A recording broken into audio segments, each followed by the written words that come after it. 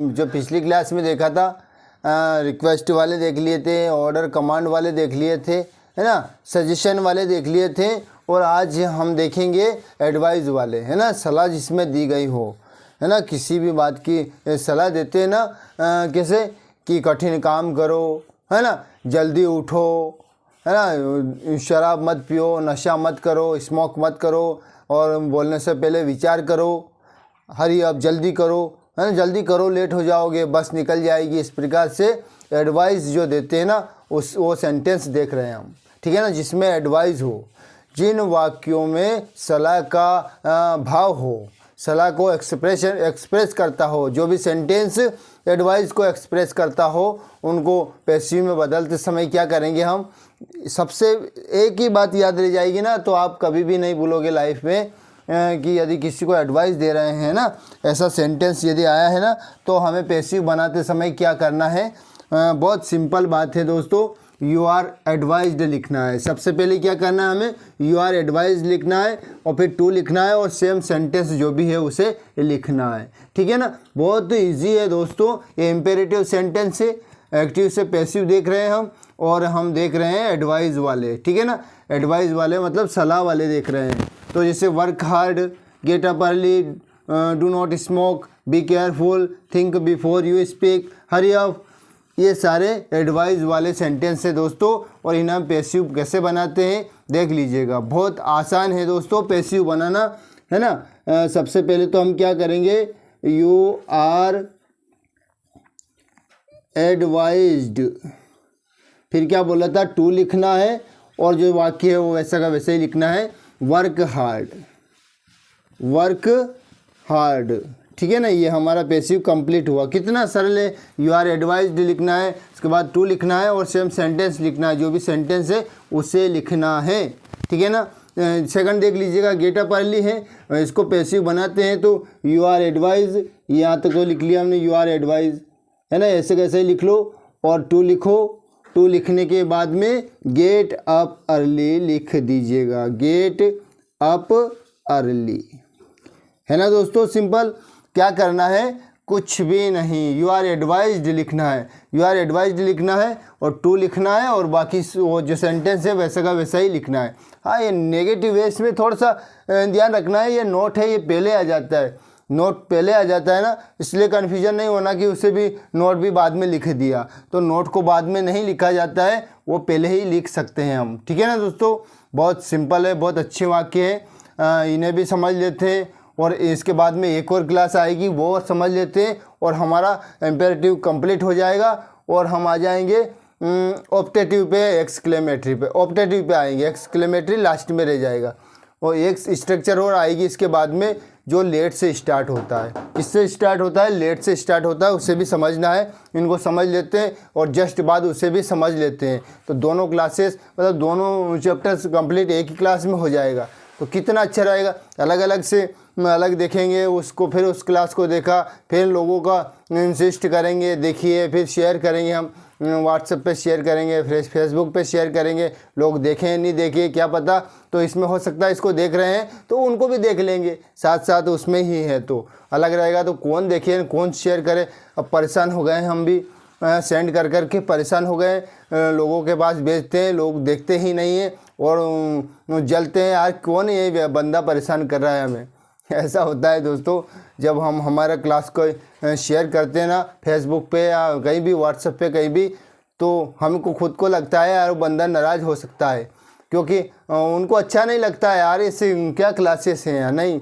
उनको तो रील वगैरह देख सकते हैं, भले से रील हो, कोई सा भी ऐसा हो जो देख सकते हैं, पर क्लासेस में इतना इंटरेस्ट नहीं है उनको, और ऐसा भी नहीं हो कि कोई अपना वाला पॉपुलर हो जाए, ये भी नहीं चाहते हैं। तो दोस्तों अब हम ज़्यादा शेयर नहीं करेंगे कोई अपने वाला भी तो हो सकता है, ऐसा तो नहीं है कि सभी अपने वाले नहीं हैं, बहुत अपने वाले भी होते हैं दोस्तों, जो वो देखते भी हैं क्लास और शेयर भी करते हैं, है ना, लाइक भी करते हैं, कमेंट भी कोशिश करते हैं। इतना कौन समय नहीं बर्बाद करते वो, नहीं तो कमेंट भी कर सकते थे। तो ठीक है ना, इसके बाद में हम उस क्लास को इसमें ही ऐड करेंगे, अलग से नहीं ले जाएंगे, इसी को चलती रहेगी, ताकि हम उस क्लास के लिए अलग से एक्स्ट्रा समय नहीं निकालेंगे और आपका भी समय बर्बाद नहीं करेंगे, इस क्लास में हो जाएगा। तो हम आज वो इम्पेरेटिव देख रहे हैं और एडवाइज वाले देख रहे हैं। और एडवाइज वाले कितने सिंपल है दोस्तों, यू आर एडवाइज्ड लिखना है और टू लिखना है और उसके बाद में सेम सेंटेंस जो भी है उसे लिखना है। ठीक है ना, कोई ज़्यादा दिक्कत तो नहीं आएगी इसमें, बिल्कुल भी नहीं आ सकती है। देख लीजिएगा आगे, ये तो हो गए ना हमारे, ठीक है, ये हो गए हैं हमारे। ये हमने यू आर एडवाइज्ड लिखा था, you are advised to work hard first sentence हो गया, you are advised to get up early second sentence हो गया।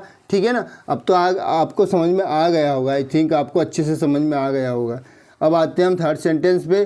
थर्ड सेंटेंस क्या है हमारा, डू नॉट स्मोक।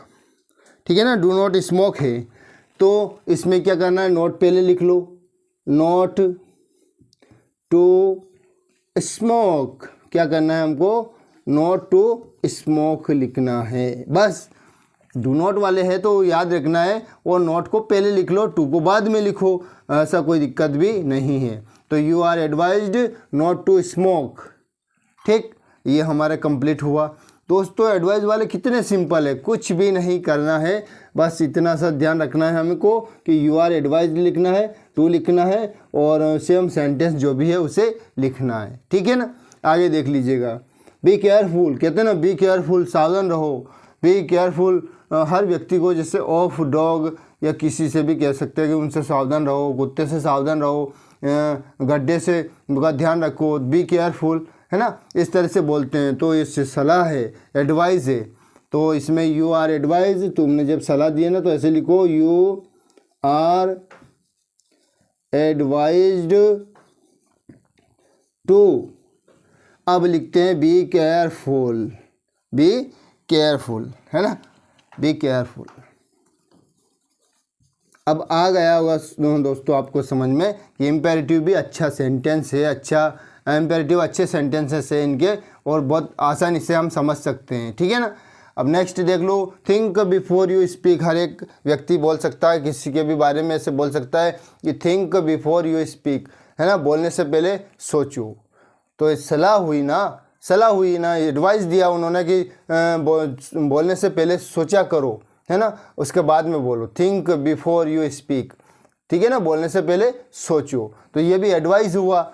तो इसको भी देखते हैं हम, वही फॉर्मूला है कि यू आर एडवाइज तो रहने दो, और ये इसके बाद में टू लगाइएगा, टू से कनेक्ट करो और थिंक बिफोर यू स्पीक। नाराज़ हो जाते हैं लोग, है ना, ज़्यादा उन पर शेयर कर देते हैं ना, तो वो नाराज़ होते हैं, अरे कौन ने भेजा यार, कौन देखे इसे, कौन क्या करे, इतना समय कौन भी बर्बाद करे। ऐसा नहीं है, कोई बंदा मेहनत कर रहा है ना, तो ऐसा नहीं बोलना है, ऐसा नहीं बोलना है आपको। क्यों नहीं बोलना है, क्योंकि इसके पीछे एक रीज़न है कि दोस्तों उनमें उनका मेहनत छुपी हुई होती है। यदि आपको नहीं देखना है ना तो मत देखिए, पर ऐसा नहीं बोलना है, किसी के बारे में नहीं बोलना है। जो कोई भी क्लास करता है, क्लास पढ़ाता है, बड़े प्रयास से पढ़ाता है, उनका हिसाब से पूरा प्रयास करता है, वो आपको समझाने की कोशिश करता है, तो आपको अवॉइड नहीं करना है। आपको अगर आपका पास में है, समय है आपके पास में, तो आप देख लीजिएगा, और अगर आप देखने का समय नहीं है तो लाइक कर दीजिएगा, सब्सक्राइब कर दीजिएगा, क्या जाएगा आपका, है ना, वही नेट पे ख़त्म होता है, जो होता ही है समय समय पर, है ना। और वैसे भी रीलों में हम ये समय बर्बाद कर लेते हैं, तो कोई इम्पोर्टेंट चीज़ें आपके लिए तो आपको ज़रूर देखना है दोस्तों, भले कुछ समय के लिए देखो। और यदि आपको लगता है पूरा ही क्लास देखें तो कोई दिक्कत नहीं, नो प्रॉब्लम, हम तो आपके लिए बना रहे हैं, है ना। पर ऐसा गुस्सा नहीं जताते हैं, है ना, गुस्सा नहीं होते हैं, कभी शेयर हो जाए भूल से, ऐसा बोल रहा हूँ। वैसे किसी ने मना तो नहीं किया हमारा, पर हम खुद भी नहीं भेजना चाहता हूँ, है ना, भी धाप गया हूँ। अब क्या है कि अब नहीं भेजेंगे यार, इतनी मेहनत करें, कभी तो हम कामयाब होंगे, कभी तो होंगे हम कामयाब, ऐसे है ना, एक सॉन्ग है, तो कभी तो हम होंगे, है ना। तो हम सेंड नहीं करेंगे, बार बार आप लोगों को प्रताड़ित नहीं करेंगे, कहने का मतलब आपको परेशान नहीं करेंगे। अगर आपकी इच्छा हो तो आप देखिए, है ना, हम स्वागत करते हैं आपका, अच्छे से स्वागत करते हैं दोस्तों। ठीक, वैसे हम तो मेहनत कर रहे हैं, करेंगे, जहाँ तक भी हम जिएंगे ना मेहनत करेंगे हम तो, ठीक है ना। वो आपके ऊपर निर्भर है, आपका फीलिंग कैसे चेंज करेंगे कि आप करो या ना करो, है ना, वो तो आपका ऊपर है ना, आपके ऊपर, इससे हम कुछ नहीं कह सकते हैं। तो ये लास्ट बचा है हमारा इस क्लास का, फिर अब हमारी अगली क्लास स्टार्ट हो जाएगी। यू आर एडवाइज्ड टू, तो हमारा रहने देते हैं यहीं तक। तो हरी अप, जल्दी करो कहते हैं ना, हरी अप। कोई भी काम कर रहा है उससे कहते हैं जल्दी कर। सलाह है उससे जल्दी कर यार, बस छूट जाएगी। सलाह दिया है जल्दी करो काम को। तो 2 तक तो लिखा हमने, यू आर एडवाइज्ड और हरी अप, ये हरी और अप, ठीक है ना। ये आपको ये एडवाइस वाले कंप्लीट हो गए दोस्तों। अब लेट एक और देखते हैं। अब तो ये तो समझ में आ गए ना, आई थिंक आपको अच्छे से समझ में आ गया होगा, है ना। तो कोई दिक्कत नहीं है। अब नेक्स्ट क्लास भी स्टार्ट कर ही देते हैं। इसको क्लीन कर दूं मैं, ठीक, कोई दिक्कत तो नहीं है ना, ठीक है। और सब्सक्राइब करेंगे। अब तो यार थोड़ा हमने बोला भी ना रिक्वेस्ट से, जब हम रिक्वेस्ट कर रहे हैं ना, इम्पेरेटिव में बोल रहे हैं, तो इम्पेरेटिव का ध्यान तो रखेंगे। वैसे आई थिंक आपको रखना ही पड़ेगा, है ना। इम्पेरेटिव का ध्यान रखना पड़ेगा, नहीं तो सेंटेंस गलत हो जाएंगे ना, कि यार क्या है इम्पेरेटिव नहीं बोला इसने, इसलिए हम नहीं कर रहे हैं, इनको सब्सक्राइब नहीं कर रहे हैं, लाइक नहीं कर रहे हैं। इन्होंने क्या करा, इम्पेरेटिव सेंटेंस नहीं बोला हमारे, तो हम बोल रहे हैं प्लीज़ सब्सक्राइब माय चैनल, है ना, हम बोल रहे हैं अच्छे से। तो ये एडवाइस वाले कंप्लीट हुए हमारे। अब हम देखते हैं लेट से स्टार्ट होने वाले वाक्य। लेट से स्टार्ट होने वाले वाक्य को कैसे बनाते हैं इसको और देख लीजिएगा। जैसे कोई सेंटेंस है, कोई सेंटेंस में ओरली बोल दूंगा, लिख भी दूंगा। क्या सेंटेंस है, मान लीजिए let me do this work, मतलब एक सेंटेंस है let me do this work. इसका मतलब क्या होता है, एक्टिव में होता है कि लेट मी दिस वर्क होता है मुझे यह काम करने दो। लेट का मतलब होता है दो, मुझे यह काम करने दो। लेट मी गो देयर, मुझे वहाँ जाने दो। लेट हिम गो, उससे जाने दो, है ना। लेट हिम कॉल, उसे बुलाओ। उस तरह से लेट का मतलब होता है दो। रिक्वेस्ट है, बहुत अच्छी रिक्वेस्ट है दोस्तों। लेट मी डू दिस मतलब मुझे यह काम करने दो। तो जो लेट से स्टार्ट हो रहे हैं उसमें क्या करेंगे, उसका फॉर्मूला समझ लीजिएगा आप। लेट लिखना है पहले तो, फिर डायरेक्ट ऑब्जेक्ट लिखना है। डायरेक्ट ऑब्जेक्ट क्या है दोस्तों, वो भी समझ लेना। इनडायरेक्ट ऑब्जेक्ट और डायरेक्ट ऑब्जेक्ट, दो तरह के ऑब्जेक्ट होते हैं। तो सबसे पहले तो लेट लिखना है।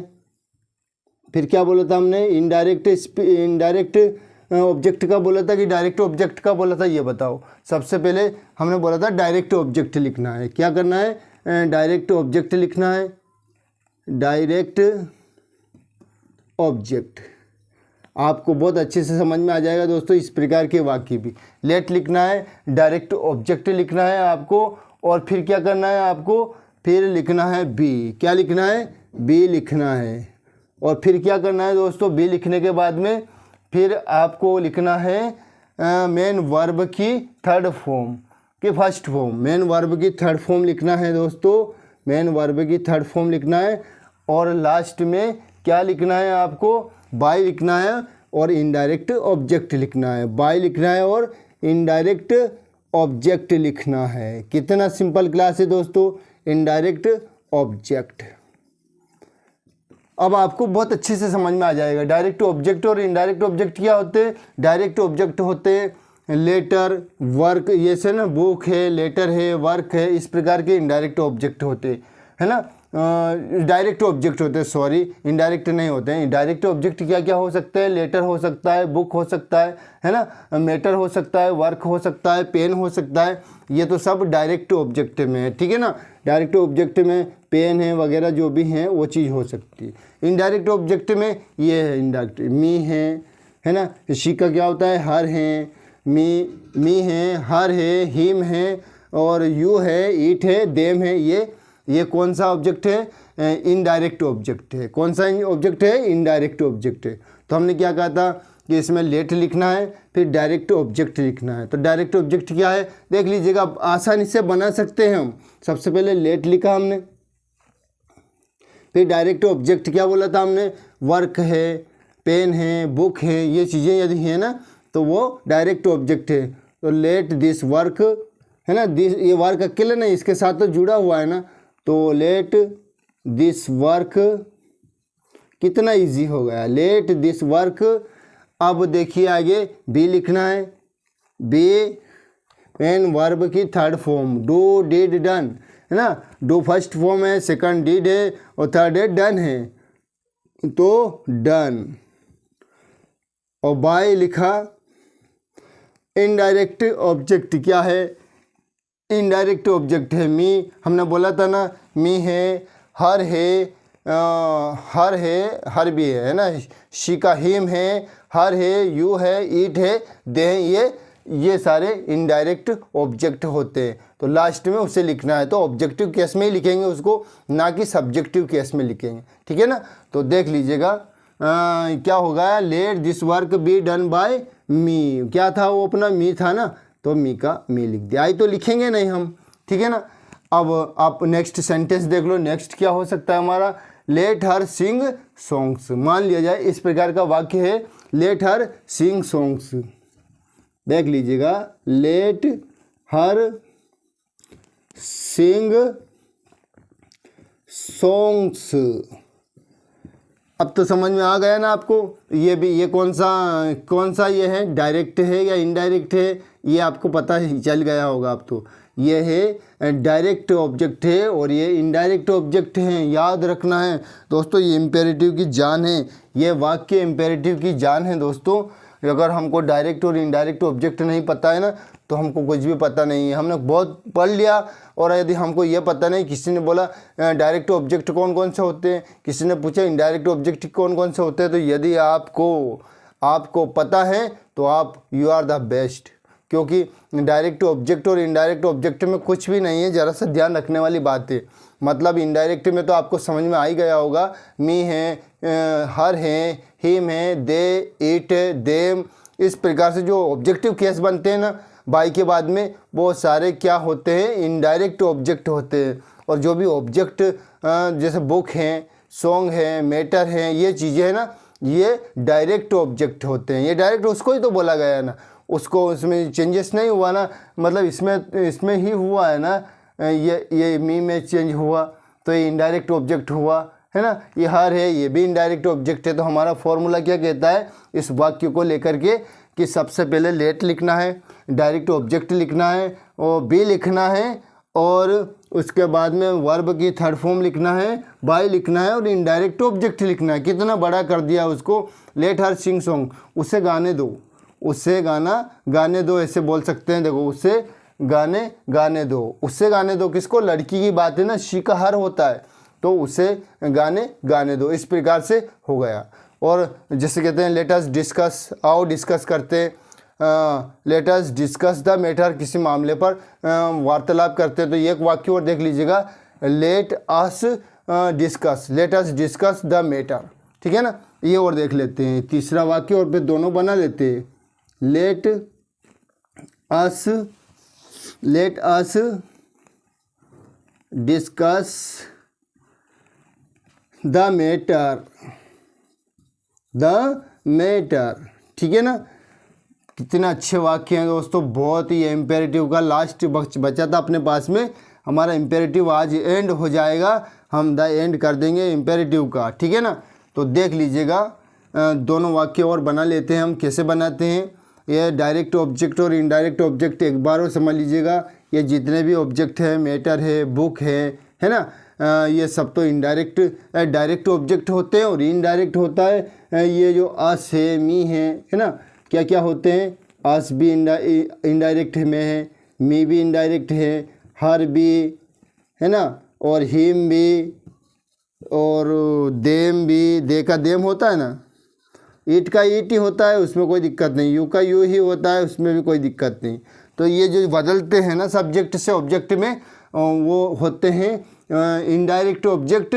और जो नहीं बदलते, जो निर्जीव हैं, चीज़ों की तरह होते हैं, है ना, वो मतलब एक वस्तु मान सकते हैं, वस्तु हैं, वो डायरेक्ट ऑब्जेक्ट है। और ये जो बदलते हैं, पर्सन है ना, पर्सनल जो रहते हैं, जो व्यक्ति से संबंधित बातें हैं, और ये इनडायरेक्ट ऑब्जेक्ट हुए। दोस्तों याद रहेगा ना आपको, इनडायरेक्ट और डायरेक्ट ऑब्जेक्ट, हाँ रहेगा, पक्का रहेगा। तो ठीक है, अब हम समझ गए हैं कि क्या तो डायरेक्ट ऑब्जेक्ट होता है और क्या इनडायरेक्ट ऑब्जेक्ट होता है। अब हम बदल लेते हैं, ठीक है ना, और हमारे क्लास का द एंड करते हैं। ठीक, क्लीन कर दूं क्या इसे, चलो इसको रहने देते हैं, अभी तो यही लिखना है ना, पर्याप्त तो स्पेस है, there is enough space. Let her sing song, तो सबसे पहले हमने बोला था लेट लिखो, उसके बाद में डायरेक्ट ऑब्जेक्ट क्या है अपने पास में, सॉन्ग्स है, लेट सॉन्ग्स, और उसके बाद में हमें लिखना है बी लिखना है, लेट सॉन्ग्स बी। फिर हम आ जाते हैं मेन वर्ब की थर्ड फॉर्म, मतलब सिंग सेंग संग संग, ठीक, और फिर लिखते हैं बाय, और फिर लिखते हैं इनडायरेक्ट ऑब्जेक्ट हर। कितना बहुत सिंपल हो गया अब दोस्तों, आपको बहुत अच्छे से समझ में आ गया, मुझे खुद को भी आ गया, आपको भी आ गया है ना। लेट लिखा और ये जो डायरेक्ट ऑब्जेक्ट लिखा और बी लिखा, वर्ब की थर्ड फॉर्म लिखा, बाय लिखा, और वो जो ऑब्जेक्ट है कौन सा वाला, वो मॉडिफाई हुआ हो जो इसको इनडायरेक्ट ऑब्जेक्ट भी बोलते हैं, वो लिखा, ठीक है ना। तो इनडायरेक्ट ऑब्जेक्ट नहीं बोल के कुछ भी सब्जेक्ट बोल सकते थे, बाय सब्जेक्ट भी बोल सकते ना, तो पर वो इस तरह से कि आपको समझ में आ जाए कि यार इनडायरेक्ट और डायरेक्ट ऑब्जेक्ट क्या है, इसलिए हमने उतना डिटेल में समझाया है, ठीक है ना। तो ये हो गया हमारा सेकंड वाला कंप्लीट, ये इसका let her sing songs, let songs be sung by her. Last और लास्ट बचा है दोस्तों, एक बार और समझ लीजिएगा, द मैटर डायरेक्ट ऑब्जेक्ट है और अस इनडायरेक्ट ऑब्जेक्ट हैं, तो कन्फ्यूजन बिल्कुल भी नहीं है हमारे पास में। सबसे पहले हमने लिखा थर्ड वाला में लेट लिखा, और फिर the matter direct object the matter लिखा, और उसके बाद में बी लिखा, वर्ब का थर्ड फॉर्म डिस्कस का डिस्कस्ड, डिस्कस्ड बाय, और अब इनडायरेक्ट ऑब्जेक्ट क्या हैं, अस हैं, ठीक है दोस्तों। अब तो आ गया ना समझ में, आपको अच्छे से आ गया है आपको। इम्पेरेटिव हमारा द एंड होता है अब, और अब हमारा नेक्स्ट चलेगा ऑप्टेटिव सेंटेंस चलेगा दोस्तों, है ना। हम क्लासेस बहुत शानदार तरीके से देखेंगे दोस्तों। आई थिंक आपको एक एक चीज़ समझ में आ गया होगा, और नहीं आया तो आएगा, आप देखोगे ना तो आएगा आपके पास में। जो भी काम कर रहे हो वो करिएगा, उसके लिए कोई मनाही नहीं है, पर माय डियर स्टूडेंट्स आपके लिए इसलिए ज़रूरी है कि आप 8th में, 9th में, 12th में, ग्रेजुएशन, पोस्ट ग्रेजुएशन और अन्य कंपटीशन एग्ज़ाम भी दे रहे होंगे ना, तो आपको बहुत काम आएगा। ऐसा नहीं है ये यूजलेस है, ये यूजफुल है, यूजलेस नहीं है। ये बकरी के गले में होता है ना, यूजलेस होता है, ऐसे नहीं है ये यूजफुल है। देखा होगा ना, बकरी गले में होता है, वो यूजलेस चीज़ होती है, जबरन की लटकी हुई रहती है ना, वो कोई काम की नहीं होती, बल्कि काम होगा उनका भी। गॉड ने जिसका भी बॉडी बनाया ना, वो कुछ ना कुछ, ऐसा नहीं है, कुछ ना कुछ कार्य के लिए बनाया होगा, है ना। तो ऐसा नहीं है। तो आपको समझ में आ गया ना डायरेक्ट ऑब्जेक्ट इनडायरेक्ट ऑब्जेक्ट क्या होता है। तो हमारे इम्पेरेटिव, एडवाइस, रिक्वेस्ट, है ना, कमांड और एडवाइस, सजेशन वगैरह सारी चीज़ हो गई हैं। अब आपको कितना याद रहता है, कितना याद नहीं रहता है, वो it's all depends on you. It's all depends on you मतलब ये सब आपके ऊपर निर्भर है, आप कितना कैप्चर कर पाते हो, ठीक है ना। Thanks for watching me, thanks for listening me, thank you very much.